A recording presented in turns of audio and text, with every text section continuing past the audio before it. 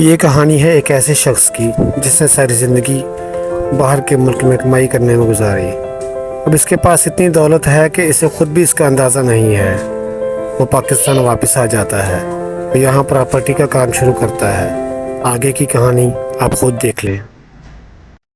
कासिम शेख, वो चौधरी साहब वाली फाइल नहीं मिल रही। सर वो आपके टेबल पर रखी थी, देखिए इधर पड़ी होगी।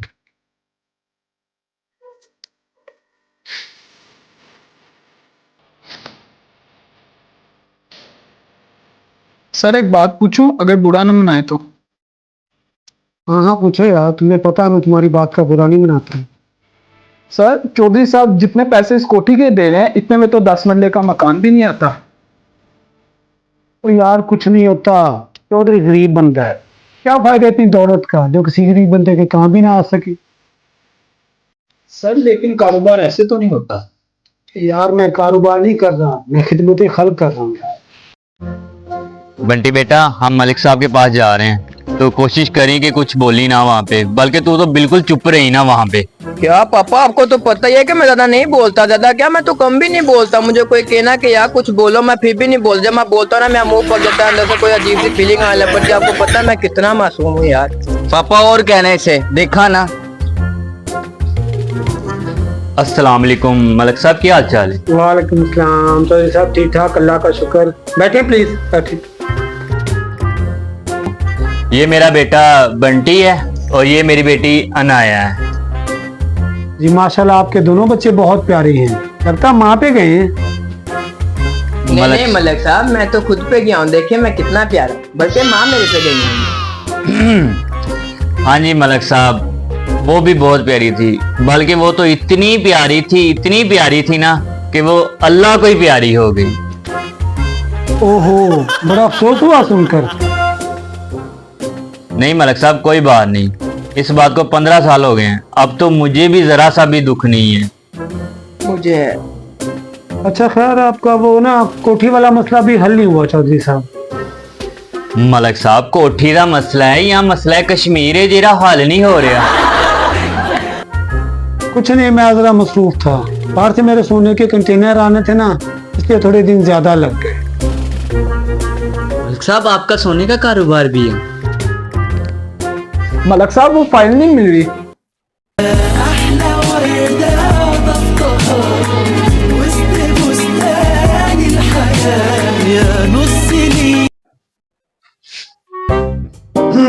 ओके, बन में पड़ी हैं।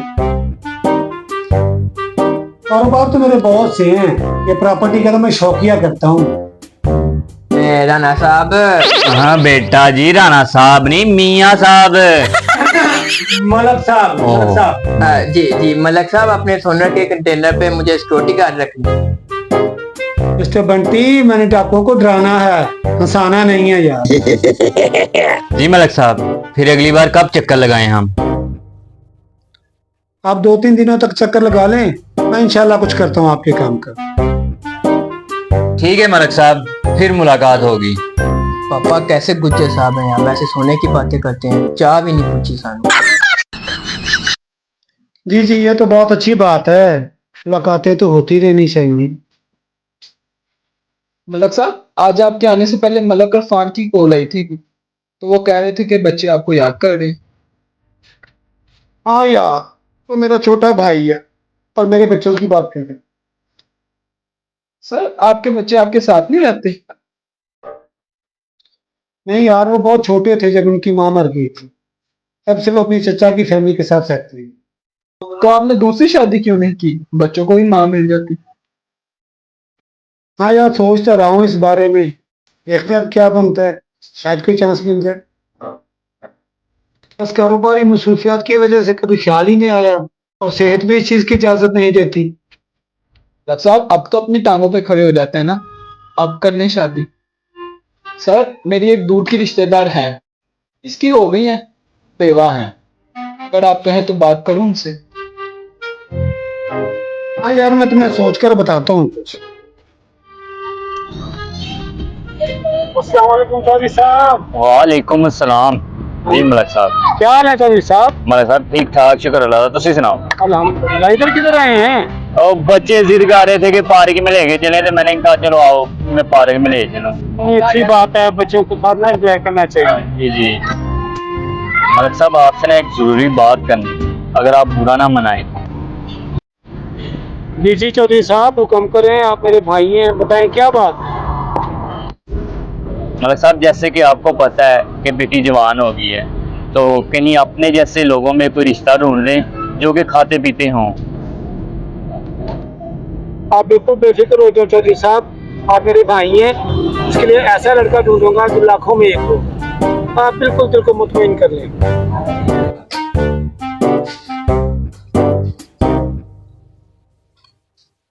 मैं सुनिया तो दूसरा ब्याह करने लगा वीर। तुमने ये कहाँ से सुन लिया यार, ऐसी कोई बात नहीं। अल्लाह करे कि ऐसी कोई गल ना होवे ते नाले बच्चे ਤੁਹਾਨੂੰ बड़ा याद करते पे ने। ते पाकिस्तान जे तुसी आ ही गए हो ते बच्चियां ने भी नाल रख लेना सी। यार तुम्हें पता तो है मुझे घर में रहना कहाँ नसीब होता है, कभी शहर कभी दूसरे शहर, बच्चे रुल जाएंगे यार।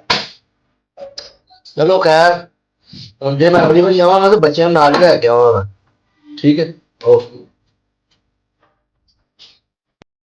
मलिक साहब आज आप 2 दिनों बाद बस कराएं। बस यार क्या करें, काम ही ऐसे, तुझे पता तो है। वो चौधरी साहब कब 2 चक्कर लगा गए हैं ऑफिस में। हाँ हाँ, मेरी उनसे फोन पे बात हुई है, अभी लोग वो लोग आने वाले हैं। शाहजी हमारे घर का क्या बना, बड़े दिन हो गए हैं, आप हमारा घर ढूंढ रहे हैं कि मेरे पापा का रिश्ता ढूंढ रहे हैं?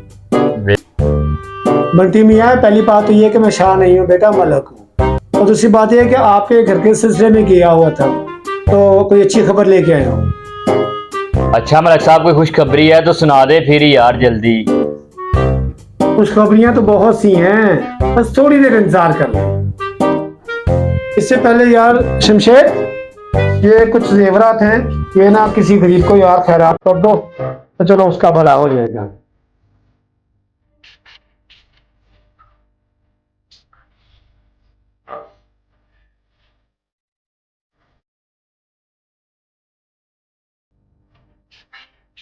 Oh my god!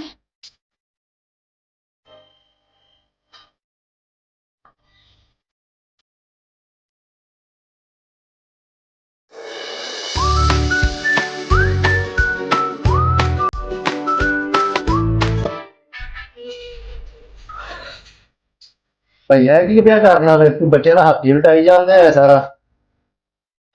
अरफान, मेरी बात सुनो तहम्मुल से। यही बगैर क्या सुन के रह गई है, सारा दिन भरा तो खत्म कर देता वे। पापा आप शादी कर रहे हैं? पापा ये सब क्या है, ये जेवर, ये लड़की, ये लोग, ये सब कुछ क्या हो रहा है? मेरे प्यारे बच्चों, मुझे मौका तो दो, मैं बताता हूँ सब कुछ यार। भाई बच्चे होने ने भी छोटे नहीं रहे कि तुसी जेड़ी कहानी सुनाओगे तो मान जाएंगे या ਤੁਹਾਡੀ कहानी पे कुछ यकीन कर लेंगे। वाकई अब हम बच्चे थोड़ी हैं, अगर पापा शादी करना चाहते हैं तो हम उनके साथ खड़े हैं।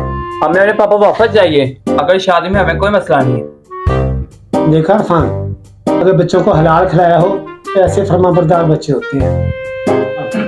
भरा मैं तेन दसना पिया वा कि लोग सिर्फ पैसे ही लाने तेन जुड़े ने, बाकी लोग वफादार कोई नहीं है। मुझे पता है भाई, तुम मेरी मोहब्बत में ये सब कह रही हो। चलो बैठो तुम सब लोग, तफसील से मैं आपको बताता हूँ कि असल में बात क्या है। बात कुछ यूं शुरू हुई थी। पिंकी आप मुझे बहुत अच्छी लगती है। पसंद तो मैं भी तुम्हें बहुत करती हूँ, लेकिन पापा मेरी शादी किसी अमीर लड़के के साथ करेंगे। तेरे पापा चौधरी ने कि शेख चिली ने? यार दौलत ही सब कुछ नहीं होती, मेरी मोहब्बत देखो, वफा देखो, मैं तो तुम्हारे बगैर मर जाऊंगा। मैं मजबूर हूँ, मुझे माफ कर दे। जरा ठहरो ठहरो, अभी एक और चीज बाकी है। हुआ कुछ यूं। आंटी आप फिक्र ना करें, मलक साहब बहुत अच्छे इंसान है और बहुत दौलतमंद भी है। लेकिन तुम्हें शादी से क्या फायदा होगा? एक तो मेरी अनाया की जान छूट जाएगी और दूसरा वादे के मुताबिक मिलने वाली दौलत में से 50 लाख रुपए मुझे दे देना, हम हंसी खुशी शादी कर लेंगे। तो शमशीर मियाँ, तुम्हें फिक्र करने की कोई जरूरत नहीं, कोई तुमसे तुम्हारी मोहब्बत नहीं छीन सकता। लेकिन मलिक साहब, मैं इस कंगले के साथ अपनी बेटी की कैसे शादी कर दूं? इसके पास है ही क्या? चौधरी साहब अब ये कंगला नहीं रहा। इन्वेंस में 2 कोठियां और मेरे ये प्रॉपर्टी का कारोबार अब से इसका है। मैंने इसे अपना बेटा बना लिया है। ठीक है मलिक साहब, सोचेंगे इस बारे में, लेकिन हम उसको बेटी दे दें जिसको घर में दूसरी बार सालन नहीं मिलता। और टवाना साहब आपके वो सोने के कंटेनर हैं। और मुझे पहले ही पता था कि हमारे पापा का बहुत बड़ा दिल है। देखा कैसे लोगों का ख्याल रखते हैं। और खुशी की बात तो ये है कि हमारे पापा नहीं मम्मा भी नहीं ला रहे। लव यू पापा जी। ਮਲਕ ਸਾਹਿਬ ਮੈਂ ਇੰਤਹਾਈ ਗਲਤ ਫਹਿਮੀ ਚ ਸਾਂ ਤੇ ਮੈਂ ਤੁਹਾਡੇ ਕੋਲ ਮਾਜ਼ਰਤ ਚਾਹਨਾ ਤੇ ਮੇਰੇ ਚ ਗਲਤ ਫਹਿਮੀਆਂ ਸ਼ੁਮਾਰ ਹੋ ਗਈਆਂ ਸੀ। और नायब, ये सारे ज़ेवर तुम्हारे लिए हैं, मेरी तरफ से तोहफा। सर बहुत मेहरबानी, मेरे पास अल्फाज नहीं है, मैं आपका शुक्रिया कैसे अदा करूं। तो यार शुक्रिया की जरूरत नहीं है, बस अपनी वो दूर की आंटी का नंबर ला दे मुझे। पापा